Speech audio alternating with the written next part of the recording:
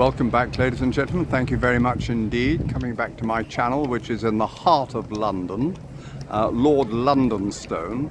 And today what I want to do is just come back here to round off my comments on Robert Clive, who I discussed in my previous video. Before we go on, I'll discuss the Palace of Westminster and the Houses of Parliament. Now what we're looking at here is the now contentious statue of Robert Clive. You may not see this when you come to London next time. I'm now talking on the 21st of August 2025, so it's still here, but there is talk of removing it at the earliest opportunity. So if you come down here to have a special look at it, you may be disappointed, but this is the best thing you'll get. So, what I wanted to do is just talk a bit about this man, something about his history. Born in 1725. When he was a kid, he born in a place called Market Drayton in Shropshire, which is a small town. And he ran a protection racket that really intimidated all the traders and the shopkeepers in Market Drayton. So this is just giving you some idea of the sort of man he was. He also, when he went to school, he was noted for fighting and bullying the other students. So by the time he was, 17, the family didn't know what to do with him, so they packed him off far away. They sent him off to India, at a place then called Madras, we now call Chennai, to work as a clerk in the East India Company. And he settled down to his job.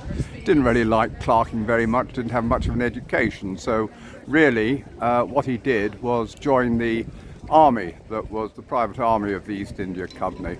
Who at that time were engaged with the French and with the local Nawabs and Nawabs of the disintegrating Mughal Empire.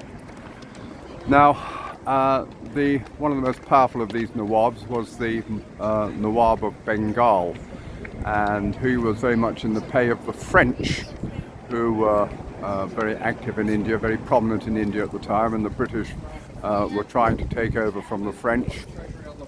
Not surprisingly, everybody had an interest in India. India was, or at least the Mughal Empire was, had broken up into a number of separate provinces, and they were all failed states, effectively. They couldn't be governed. So they had to rely upon Europeans coming in and keeping order of some sort.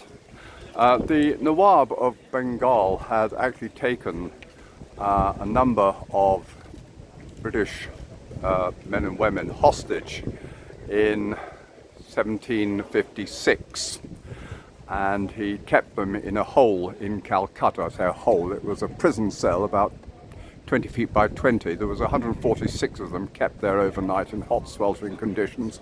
And by the early morning, there were only 23 people left alive. So this was known as the atrocity of the Black Hole of Calcutta.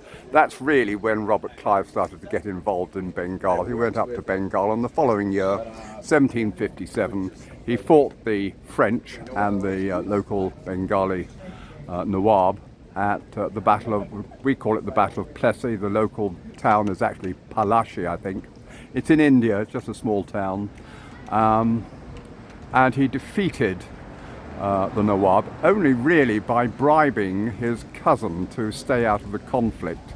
And so that really, as I say, talks about the sort of man that he was. He knew when to use bribery, he knew when to use force and to use coercion when it was necessary.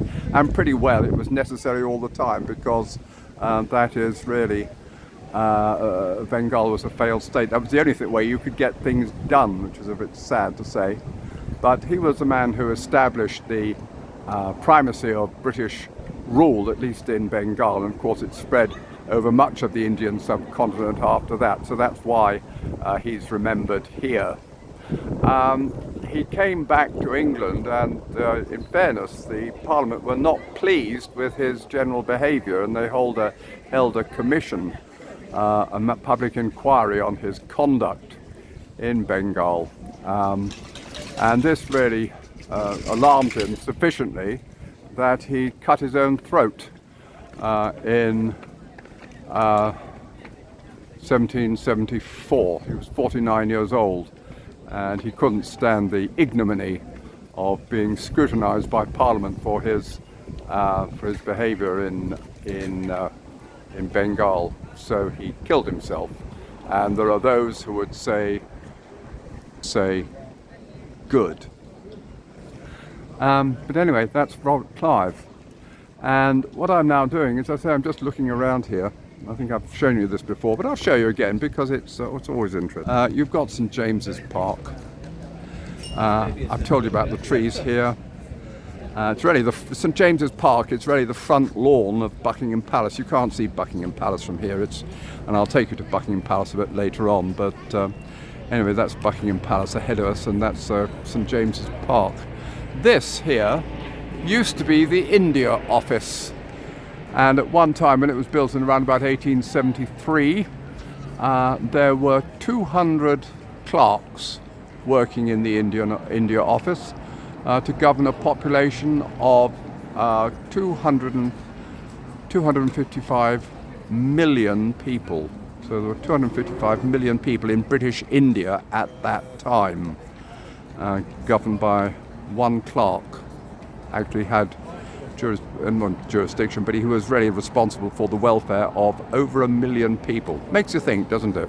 But anyway, ladies and gentlemen, this is Clive. It's the British Empire. Story of the British Empire.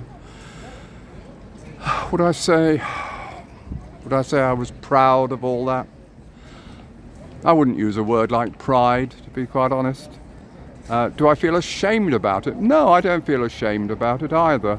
I don't think really the sentiments of pride or shame really enter into it. There's no point about feeling pride or shame over events over which you had absolutely no involvement and no control. So I'm just saying this is a figure from British history.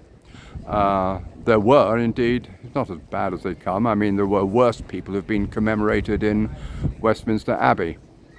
Not much worse, though, I should say. But he was and there we are. He was led the charge, as it were, to take over British control of India from the French, and indeed from the Mughals who'd owned it before the Europeans arrived. So there we have it, ladies and gentlemen. From here I shall be moving on to the Houses of Parliament, and I'll talk a bit about the Houses of Parliament and the history of the Palace of Westminster. But anyway, this just rounds up the story of Robert Clive and his statue. Bye for now.